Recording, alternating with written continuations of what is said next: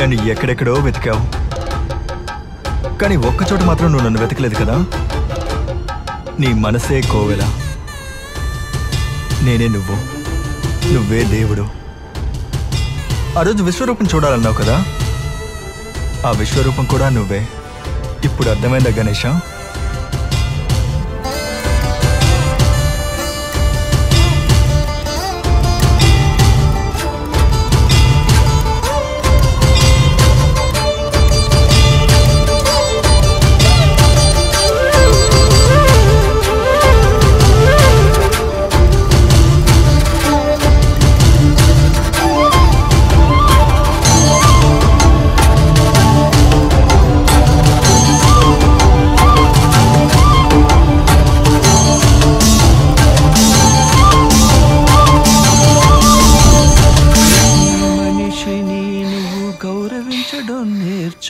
కులమతాలు బ్రహ్మాని నువ్వు తెలుసుకో. ఏంట్రా ఏంటి అన్నా బిల్లి అన్నా?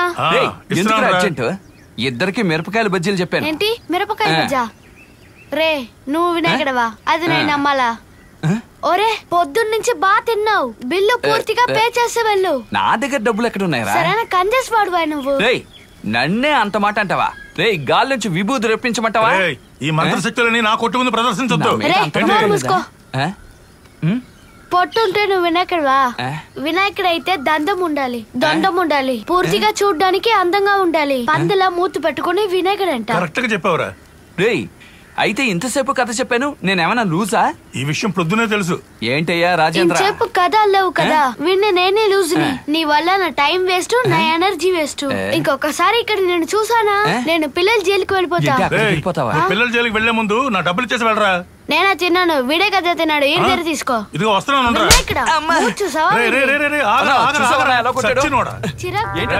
తిన్నమాటంతా బిల్లు చెల్లించి వెళ్ళు. నేను మనశ్శాంతిగా తిన్నదానికి 10 రోజులు పట్టు ఎంగిలంటుతాం.